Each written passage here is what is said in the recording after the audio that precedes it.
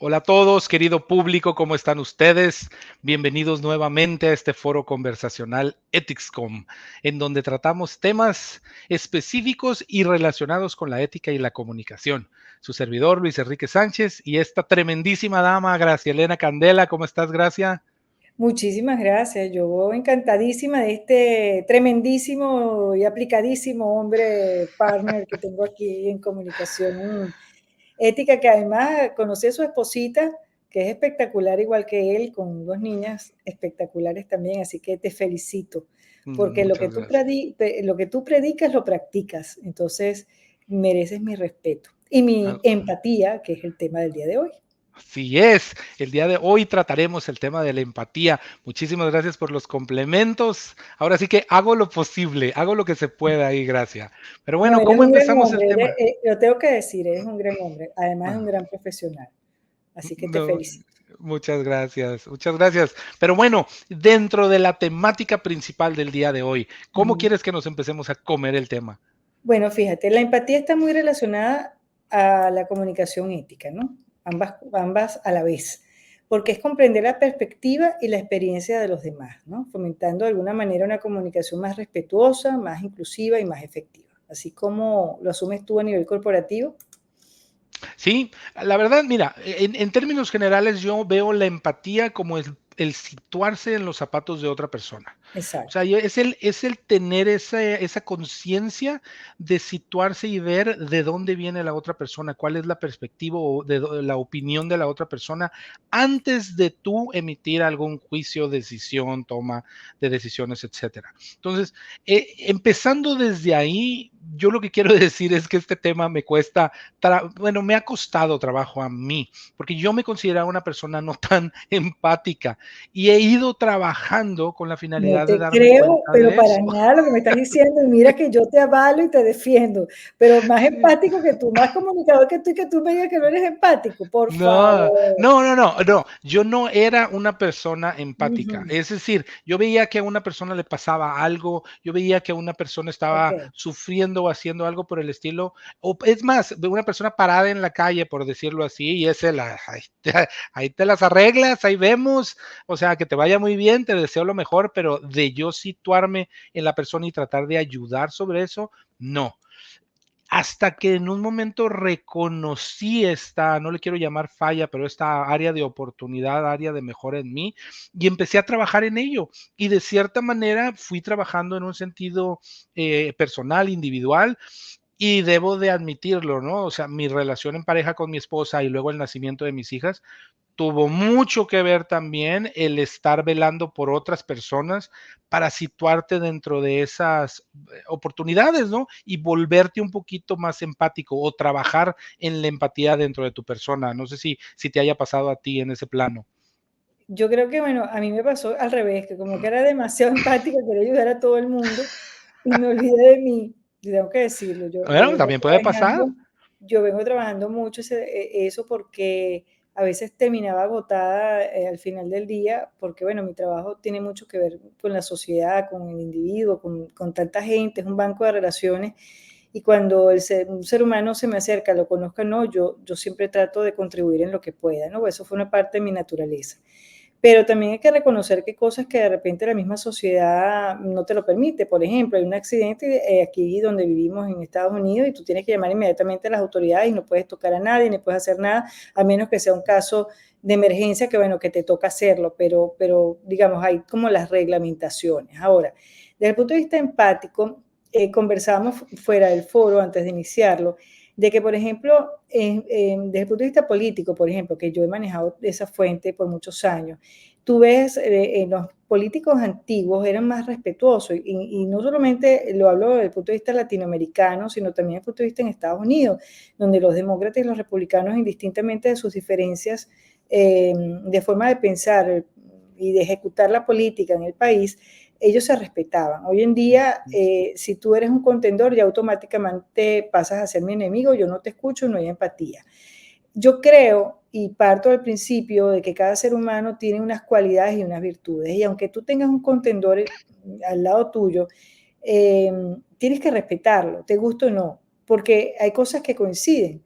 En un foro, que lo conversamos ya hace un rato, con el tema de las protestas de las universidades, ahí vimos cómo Biden y cómo Trump tuvieron que coincidir ante un proceso importante desde el punto de vista de seguridad, a nivel de, digamos, del Estado, ¿no? Donde se estaban produciendo estos temas a nivel universitario. Entonces, Sí. yo creo que la empatía ante temas importantes, no importa que estemos en partidos distintos a nivel político, no importa que estemos trabajando en una misma corporación, pero creo que hay temas que están por encima de las diferencias personales y profesionales que podamos tener y que debemos ir de la mano, hombro a hombro, para trabajarlas de forma conjunta. Sí, yo en el tema político coincido mucho contigo que creo que las campañas políticas se han convertido en competencia de sacarle los trapos sucios a tu contrincante. Y eso al final pasa por encima el hecho de que los dos candidatos terminan siendo ciudadanos de la misma sociedad, que terminan siendo parte de la sociedad en sí, que quieren ayudar a los demás, liderando, ¿no? Dentro de puestos de administración pública, pero se pasa por encima de eso y entran los intereses de los partidos o los intereses de los candidatos por encima de lo que son propuestas de campaña que ayudan a la sociedad, que ayudan a mejorar el bienestar de la comunidad, ¿no? Que en sí están velando. Pero digo, la empatía puede usarse también en todos los aspectos. Hablábamos tú y yo en el sentido deportivo y te decía yo, oye, es que en el sentido deportivo es muy curioso porque la empatía es circunstancial. En el momento en que estás compitiendo con alguien, y yo lo mencionaba contigo, que te decía, yo practiqué por bastantes años el arte marcial, y cuando estás compitiendo con alguien, tú eres mi enemigo, o sea, tú eres mi enemigo y tú me quieres hacer daño, tú me quieres atacar y yo me tengo que defender y te tengo que atacar también a ti con la finalidad de ganar. Pero aquellos que son buenos dentro del arte marcial, saben que es durante la competencia y en el momento en que la competencia termina, ambas partes aprendieron de la pelea, aprendieron de la competencia, aprendieron de los movimientos en términos generales, se saludan, se dan un abrazo, se respetan y tú misma me decías a mí, bueno, eso ocurre también en otros deportes como el béisbol, como el soccer, como que cuando terminan los deportes E inclusive en también el pasa. periodismo, mira, cuando yo empecé a ser reportera, yo me acuerdo el primer día que una colega que todavía se mantiene en Venezuela, en Venevisión, que es Margarita Oropesa, me dio la bienvenida en la Fuente Política. Y luego, tiempo después, entraron otros reporteros y entró una reportera de ese canal que estaba empezando y nos hicimos grandes amigas y hicimos un pacto de damas. Nosotros nos dijimos que no íbamos a faltarnos el respeto, porque en la época cuando yo estaba, la anterior, eso era que se cortaban los cables de los canales de transmisión en vivo, o sea, era una cosa que yo no te puedo explicar cómo se dañaban unos con otros. Entonces, ese pacto para nosotros dos fue bien importante porque respetamos el trabajo de investigación de cada una, pero estábamos con un solo fin, hacer de nuestro país un mejor país y de ayudar a los ciudadanos y de contribuir ante ese proceso.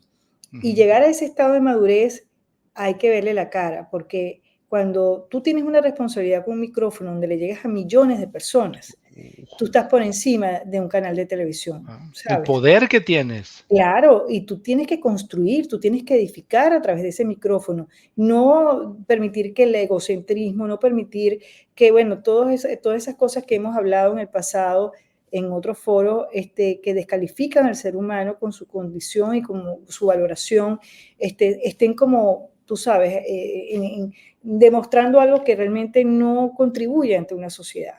Ujú. Entonces yo creo que hay un dicho que yo escuchaba en la universidad yo estudié en una universidad, la Universidad Católica Andrés Bello, y tuve un cura en una clase de ética justamente, y él hablaba de que cuando tú te caes en un charco, a ti te salpica. Entonces a mí esa frase me quedó, wow, como tú sabes, como en mi cabeza, porque es verdad, o sea, Sí. ok, nosotros no estamos ahorita, ya lo hemos hablado en otro foro, en una guerra entre Ucrania y tal, pero nos afecta porque están de una manera muriendo muchísimas personas. Lamentablemente tenemos poco tiempo y quiero dejarte a ti las últimas palabras. No, claro que sí, mira, yo nada más quería tocar en el ámbito profesional un ejemplo que me encanta. Me voy a quitar la gorra de abogado, me voy a quitar la gorra de oficial de ética y cumplimiento y me voy a situar nada más en el sentido de consultor. Y dentro de las diferentes campañas de voluntariado que hago, en los diferentes, trabajo para la organización SCORE, que es el brazo derecho del Small Business Administration.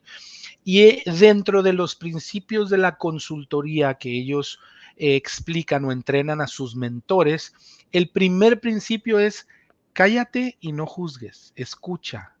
Es decir, escucha. Y esto a mí me encantó. O sea, me encantó también en mi vida personal, en mi vida profesional como consultor, es a donde iba. ¿Por qué? Porque hay mucha gente que llega contigo con una idea, que todavía no tiene nada, pero tiene una idea para construir, pero se apenan de que solamente tienen una idea, que no tienen algo.